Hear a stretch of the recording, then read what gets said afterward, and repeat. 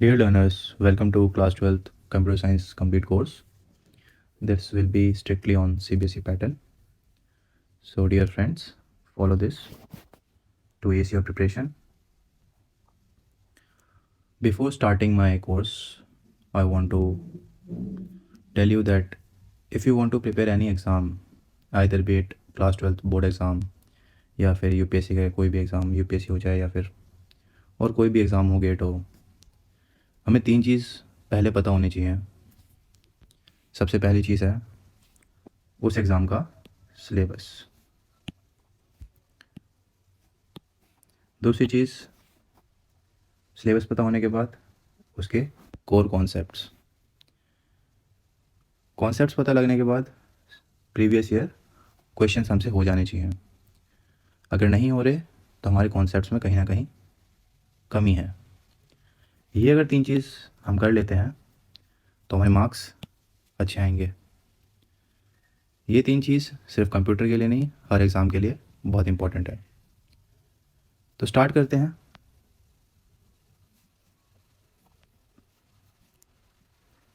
आपका जो class 12th है इसमें तीन यूनिट दी गई हैं। पहली unit computational thinking and programming, दूसरी कंप्यूटर नेटवर्क्स, तीसरी डेटाबेस मैनेजमेंट सिस्टम DBMS। तीनों के यहाँ पे वेटेज लिखे हुए हैं। अगर हम बात करें यूनिट 2 और यूनिट 3 की, कंप्यूटर नेटवर्क्स और डेटाबेस मैनेजमेंट सिस्टम, ये दोनों यूनिट स्टैंड अलोन है। इनका आपके प्रीवियस नॉलेज से कुछ लेना देना नहीं है। लेकिन अगर हम बात करें फर्स्ट यूनिट की, तो ये हैविली टॉपिक लिंक है क्लास 11th के यूनिट 2 से, दैट इज़ पाइथन।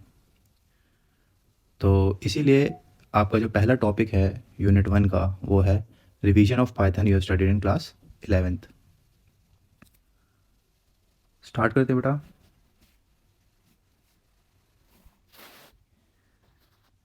आप CBSE की साइट पे जाके CBSE का करिकुलम देख सकते हैं डिटेल में क्या क्या टॉपिक्स हैं, और उसके बाद आप उन टॉपिक्स को प्रिपेयर कर सकते हैं। मैं यहाँ पे बाइलिंगुअल लैंग्वेज में एक्सप्लेन करूँगा। कोई भी अगर आपको डाउट हो आप कमेंट सेक्शन में पूछ सकते हैं। तो जैसे कि मैंने बताया कि पहला टॉपिक होगा हमारा कंप्यूटेशनल थिंकिंग एंड प्रोग्रामिंग। इसके अंदर आते हैं तो हमारा रिवीजन ऑफ पाइथन जो हमने 11th क्लास में पढ़ी थी वो स्टार्ट करना पड़ेगा। यहाँ पे आपकी स्क्रीन पे जो टॉपिक्स दिख रहे हैं, introduction of Python, features of Python, executing a simple hello program, execution mode, interactive mode, script mode, Python character set, Python tokens, variable, concept of L value and R value, use of comments, ये सारी चीज़ें हम एक एक करके देखेंगे। उससे पहले एक ओवरव्यू दे देता हूँ कि हम पाइथन पढ़ रहे हैं तो बेसिकली ये पाइथन है क्या। कई बच्चों को अब भी कन्फ्यूजन होगा। तो बेसिकली होता क्या है कि जब हमारी सिविलाइजेशन बनी तो ह्यूमन बीइंग ने कम्युनिकेशन स्टार्ट करी। कम्युनिकेशन की बात करते हैं तो वो कहते हैं कि हम थॉट्स एक्सचेंज कर पाएँ, व्यूज़ एक्सचेंज कर पाएँ। और ये सब हम क्यों करते हैं? ये सब हम करते हैं ताकि किसी भी काम को हम बेटर कर पाएँ। अगर आप एम्प्लॉयर हैं और आपके अंडर में कोई एम्प्लॉय है, आपने उसको कुछ कमांड दी और एम्प्लॉय को समझ नहीं आई, तो एम्प्लॉय काम कैसे करेगा? नहीं कर पाएगा ना। तो बहुत ज़रूरी है कि आपके और सामने वाले का लैंग्वेज सेम हो, ताकि आप बोलें उसे समझ में आए और वो बोले आपको समझ में आए। ये तो था हमारा रियल वर्ल्ड सिनेरियो। कंप्यूटर के साथ क्या है कि कंप्यूटर चलता है मशीन कोड पे, और हम लोगों को इंग्लिश, हिंदी, संस्कृत, हमने ये सब पढ़ा है। अब अगर हम कमांड देंगे इंग्लिश में तो क्या कंप्यूटर समझ पाएगा? हम अगर कमांड देंगे हिंदी में तो क्या कंप्यूटर समझ पाएगा? इस प्रॉब्लम को सॉल्व करने के लिए हमारे पास बहुत सारे लैंग्वेजेस हैं, पाइथन, C++, जावा। हर लैंग्वेज के अपने फ़ायदे और नुकसान हैं। कोई लैंग्वेज बहुत फास्ट है लेकिन टफ़ है, कोई लैंग्वेज बहुत स्लो है लेकिन ईजी है, बहुत क्लोज टू इंग्लिश है। ऐसे में एक पाइथन एक लैंग्वेज है जो काफ़ी ईजी है, काफ़ी सारी लाइब्रेरीज़ हैं इसमें।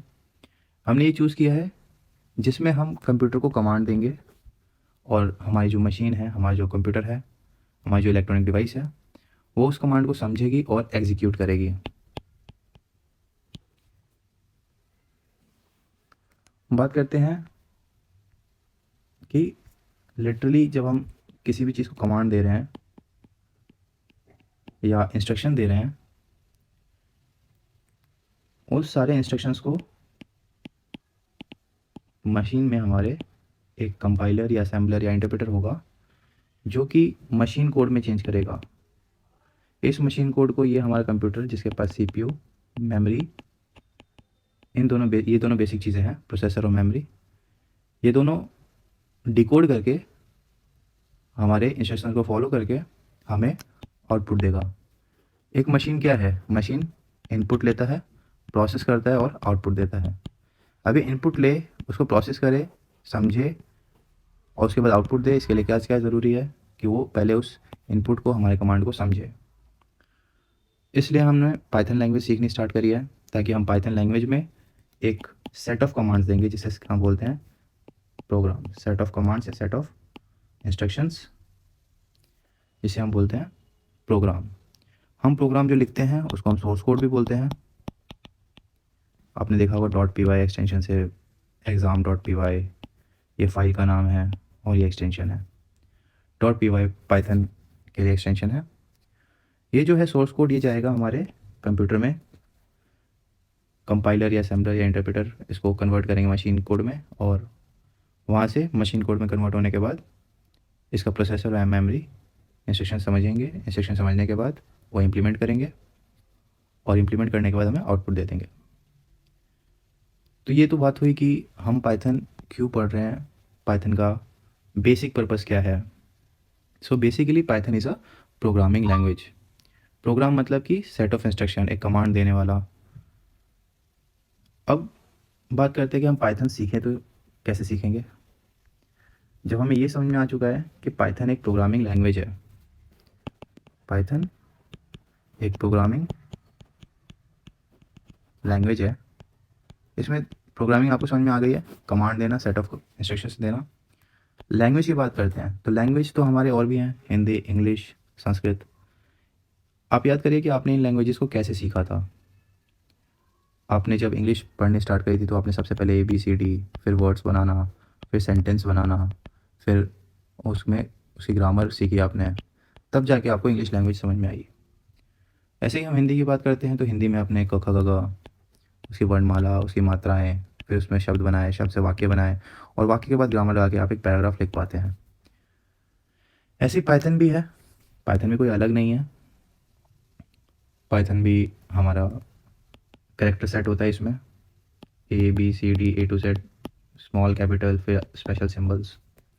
बेसिक इसकी हम कह सकते हैं कि ये अल्फ़ाबेट्स हो गए, सिंबल्स हो गए। किसी भी लैंग्वेज में सिंबल्स होते हैं।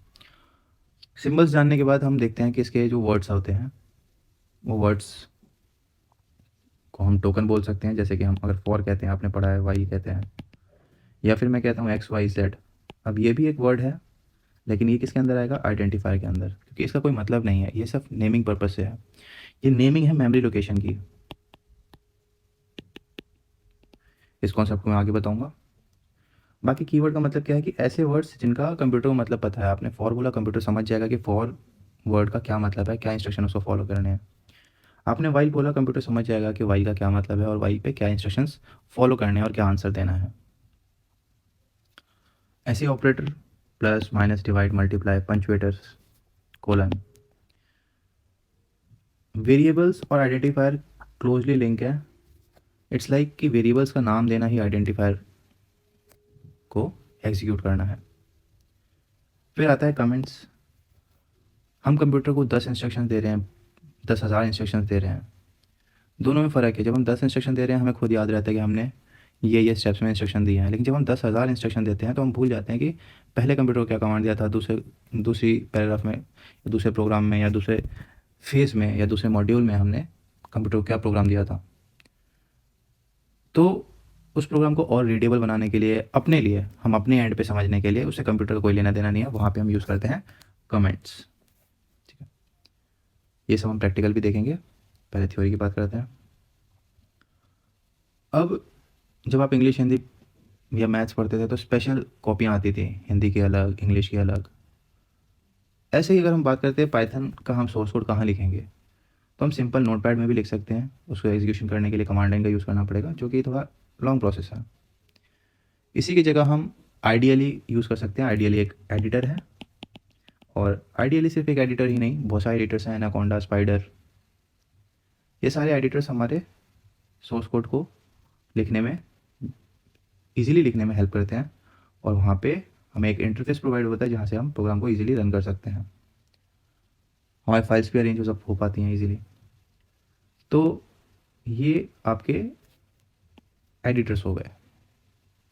अब बात करते हैं एग्जीक्यूशन की। एग्जीक्यूशन में मान लीजिए कि आपके सामने एक आपका एम्प्लॉय है, आपने एक लाइन बोली और वो उस एक लाइन को लेके समझ के एग्जीक्यूट करने लगा। फिर आपने दूसरी लाइन बोली, वो दूसरी लाइन को लेके समझ के एग्जीक्यूट करने लग गया। दूसरा एम्प्लॉय है जो कि आपने उसे बहुत सारी कमांड्स दी, उसने एक जगह पहले लिखा और फिर एक साथ उसको इम्प्लीमेंट करने चला गया। तो ऐसे ही पाइथन में भी है, हमारे पास दो एग्जीक्यूशन मोड होते हैं। इंटरेक्टिव मोड, जहाँ पे एक एक लाइन रन होती है, जैसे कि जुपिटर वाले आइडियली में आप देखेंगे, जुपिटर वाले एडिटर में आप देखेंगे कि हर एक इंस्ट्रक्शंस स्टैंड अलोन काम करता है और एग्जीक्यूट होता है। या फिर आप देखेंगे कि जब आइडियली में हम स्टार्टिंग में ओपन करते हैं, जो शेल मोड होता है, वहाँ शेल मोड में एक एक लाइन हम टाइप करते हैं और वो कंप्यूटर रन करता जाता है। रन किया, फिर नेक्स्ट, फिर हमने लाइन लिखी, फिर रन किया, नेक्स्ट। तो ये हो गया इंटरेक्टिव मोड, जहाँ पे आप हर एक लाइन के बाद कंप्यूटर आपका उसको समझ के एग्जीक्यूट कर रहा है। दूसरा है स्क्रिप्ट मोड। हम स्क्रिप्ट मोड यूज़ करते हैं जब हम एक पूरा सोर्स कोड लिखते हैं, 10 लाइन का, 10,000 लाइन का, और सेव कर देते हैं .py से, फिर इसको हम रन कराते हैं। तो ये हो गया स्क्रिप्ट मोड। क्यों स्क्रिप्ट मोड? क्योंकि हमने पूरा स्क्रिप्ट लिख दिया सेट ऑफ इंस्ट्रक्शंस का। तो ये दो मोड्स हैं। फिर पाइथन कैरेक्टर सेट की बात हमने कर ली है। अच्छा, कुछ क्वेश्चंस ऐसे भी आते हैं कि पाइथन बेसिकली कैसी लैंग्वेज है ना? तो हम कहेंगे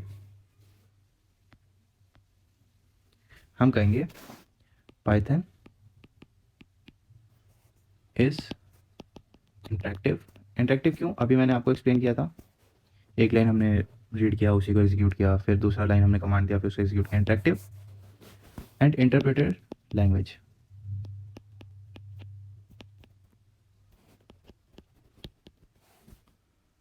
developed by Guido van Rossum. किसने डेवलप किया? ग्विडो वैन रॉसम ने डेवलप किया ये लैंग्वेज। ये कैसी लैंग्वेज है? इंटरेक्टिव और इंटरप्रेटेड। ठीक है। तो ये क्वेश्चन वाइवा में पूछ लिए जाते हैं, और पता होना चाहिए कि हम इतना पाइथन पढ़ रहे हैं तो ये बनाया किसने है। ठीक है। फिर बात करते हैं कि जब हम ये देख लेते हैं कि इसमें सिंबल्स क्या हैं, इसके कैरेक्टर सेट्स क्या हैं, कीवर्ड क्या होता है, आगे हम देखते हैं कि डेटा टाइप्स इसके क्या हैं। ठीक है। Data types,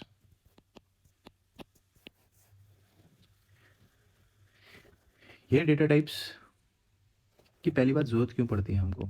need. आपका एक जो कंप्यूटर होता है उसमें सबसे बेसिक चीज़ सीपीयू। सीपीयू के अंदर बेसिक चीज़ होती है आपका प्रोसेसर और मेमोरी। अगर प्रोसेसर नहीं होगा तो कोई मतलब नहीं है आपके कंप्यूटर का कि कोई कंप्यूटर कुछ काम कर पाए। अगर मेमोरी नहीं होगी तो भी आपके कंप्यूटर का कोई मतलब नहीं है, क्योंकि कुछ भी हम इनपुट देंगे तो कहीं ना कहीं स्टोर होगा ही, और उसी स्टोरेज पे वो प्रोसेसर काम करके आपको आउटपुट देगा। बहुत बेसिक चीज़ है ये। अगर हमें ये पता है कि कंप्यूटर प्रोसेसर और मेमोरी पे काम कर रहा है, तो इनपुट हम देंगे तभी कंप्यूटर काम करेगा, वरना नहीं। अब इनपुट देने के लिए हमारे पास वेरिएबल्स होते हैं। मेमोरी लोकेशन के लिए वेरिएबल्स होते हैं, या फिर हम कहते हैं आइडेंटिफायर्स होते हैं। आइडेंटिफाई जो करते हैं मेमोरी लोकेशन को, ताकि हमें पता रहे कि अगर हमने x=5 लिखा है तो वो मेमोरी जो कंप्यूटर की रैम होती है बेसिक, जिस पे कंप्यूटर काम कर रहा है, ये मेमोरी बहुत सारी होती है। यहाँ पे अगर एक लोकेशन पे हमने 5 रखा है तो लोकेशन का नाम क्या है, एक्स है, क्योंकि लोकेशन जो रियलिटी में लोकेशन होगा वो कुछ ऐसे होगा जो कि हम रिमेंबर नहीं कर सकते, वी कांट रिमेंबर इट। तो हम उसे क्या कहते हैं, रीनेम कर देते हैं, एक वेरिएबल एक नाम दे देते हैं, ये आइडेंटिफायर हो गया या यही वेरिएबल हो गया आपका। जब ये वेरिएबल हमारे पास आ गया, हमने इसमें वैल्यू असाइन कर दी, और क्योंकि हम इसमें दूसरा वैल्यू भी असाइन कर सकते हैं, 5 की जगह 10 कर सकते हैं, तो क्योंकि ये चेंज हो रहा है, वेरिएबल का नाम तो सेम है, मेमोरी लोकेशन तो सेम है, लेकिन जो वैल्यू है वो चेंज हो रही है, इसलिए इसको वेरिएबल बोलेंगे। अब बात करते हैं कि डेटा टाइप से इसका क्या लेना देना है। इसका डेटा टाइप से ये लेना देना है कि जो वेरिएबल्स में हम डेटा स्टोर कर रहे हैं, 5 स्टोर किया या मैं 10.2 स्टोर कर रहा हूँ, ये अलग अलग टाइप्स की वैल्यूज़ हैं, अलग अलग टाइप्स के डेटा हैं, अलग अलग टाइप्स के डेटा हैं।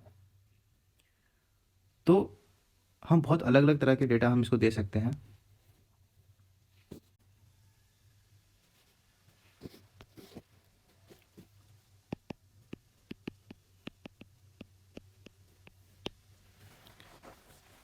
Types of data, data types. अगर मैं सबसे पहले स्टार्ट करते हैं कंप्यूटर की मेमोरी से, प्रोसेसर है और मेमोरी है, मेमोरी को रैम लेके चलिए। अब इसमें क्या है कि बहुत सारे मेरे पास लोकेशंस हैं, बहुत सारी जगह है जहाँ पे मैं वैल्यू रख सकता हूँ, इन सब की अपनी एक लोकेशंस है। ये लोकेशंस क्योंकि ऐसे बहुत मुश्किल होती है याद करने में, इसलिए हम इसको रीनेम कर देते हैं, XYZ ABC, कुछ भी रीनेम कर सकते हैं। रीनेम के एक रूल्स होती हैं, ये ज़रूर पढ़ना एग्जाम पॉइंट ऑफ व्यू से ज़रूरी है कि आइडेंटिफाई के रूल्स क्या हैं। हम कुछ भी नाम नहीं रख सकते हैं, हमें नाम रखने के एक इम्पॉर्टेंट रूल दिए गए हैं। जैसे कि हम डिजिट से स्टार्ट नहीं कर सकते, वेरिएबल इनवैलिड हो जाएगा। हम अंडरस्कोर से स्टार्ट कर सकते हैं या अल्फ़ाबेट से स्टार्ट कर सकते हैं, फॉलोड बाय डिजिट, या फिर डिजिट ना भी आए तो भी चलेगा। ये सारे वैलिड आइडेंटिफायर्स हैं, ये आपने पढ़ रखे हैं, एक बार ओवरव्यू दे दिया मैंने इसका।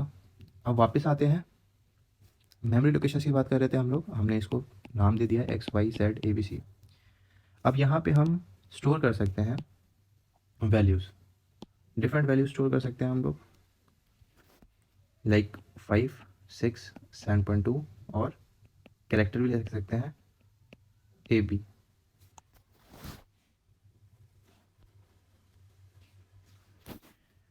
अब ये वेरिएबल का नाम है और ये हमारा वैल्यू है, या ये कह सकते हैं कि ये डेटा है। और डेटा देखो अलग अलग टाइप का है, 5 हमारा इंटीजर, 6 हमारा इंटीजर, 7.2 हमारा फ्लोट या डेसिमल, और AB हमारा स्ट्रिंग। तो ये अलग अलग टाइप के डेटा हैं, तो इन वेरिएबल्स को भी हम अलग अलग टाइप्स में क्लासीफाई कर देंगे। X हमारा हो जाएगा इंटीजर, क्यों, क्योंकि जो डेटा ये स्टोर कर रहा है वो है इंटीजर टाइप का। जो हमारा Y है, Y अगेन इंटीजर टाइप का, क्योंकि ये डेटा स्टोर कर रहा है इंटीजर टाइप का। ABC ये भी हमारा वेरिएबल स्ट्रिंग टाइप का है, क्योंकि इसमें हम डेटा स्टोर कर रहे हैं वो है characters, a sequence of characters that is called string.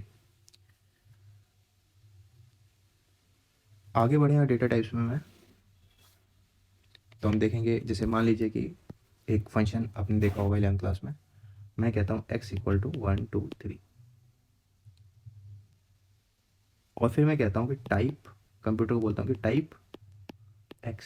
Computer को मैंने कमांड दिया कि टाइप x, इसका मतलब कि कंप्यूटर क्या बताएगा मुझे, x का क्या डेटा टाइप है, what is the data type of x। x जो मेरी मेमोरी लोकेशन है,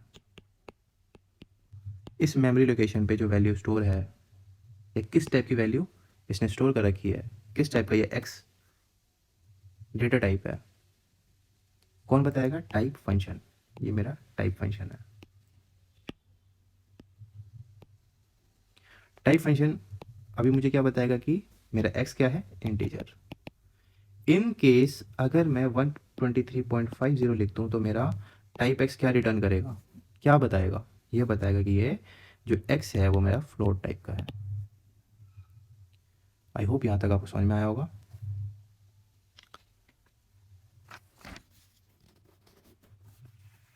आगे हम देखते हैं कॉम्प्लेक्स नंबर्स आपने मैथ्स में पढ़े होंगे या पढ़ेंगे आप, आपने देखे होंगे कि 5 + 6j कैसा नंबर होता है, इसमें रियल पार्ट होता है और इमेजिनरी पार्ट होता है।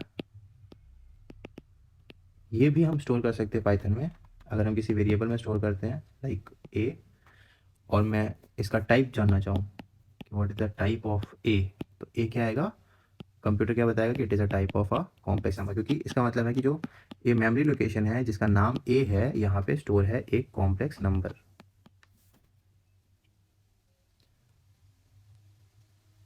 अगर मैं बात करता हूँ कि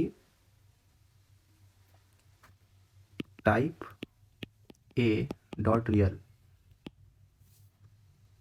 a का रियल पार्ट कैसा है मेरा, a का रियल पार्ट आएगा इंटीजर, क्यों, 5 is a integer. a dot imaginary, imaginary को हम लिखेंगे AIMAG, इसका टाइप बताओ, तो कंप्यूटर क्या बताएगा कि ये भी आएगा इंटीजर ही, क्यों, क्योंकि 6j is a integer only. So ये था हमारा बेसिक डेटा टाइप्स। एक और बेसिक डेटा टाइप्स में आता है बुलियन। आपने पूरी बुलियन अलजेब्रा पढ़ी है क्लास 11th में। बुलियन अलजेब्रा में आपने देखा था कि 0 और 1, ट्रू ट्रू या फॉल्स, यही वैल्यूज हो सकती हैं और कोई वैल्यू नहीं होगी। अगर मैं मेमोरी लोकेशन लूँगा और बोलूँगा कि ये जो है वो बुलियन टाइप का है, सी जो है वो बुलियन टाइप का है, किस टाइप का है, बुलियन टाइप का, तो मेरी जो वैल्यू है यहाँ पे वैल्यू 2 ही आ सकती है, 0 या 1, ट्रू या फॉल्स। तो ये वैल्यू हमारी बुलियन वेरिएबल हो जाएगी। सी जो है वो बुलियन टाइप का वेरिएबल है। सब वेरिएबल है, सब मेमोरी लोकेशंस है, बट हमने उसे क्लासीफाई कर रखा है। इसके आगे हम नेक्स्ट क्लास में देखेंगे सीक्वेंस ऑफ डेटा टाइप्स। हम डेटा टाइप से सीक्वेंस कौन कौन से होते हैं वो हम नेक्स्ट क्लास में देखेंगे। सो कोई डाउट हो तो कमेंट कीजिए। Thank you.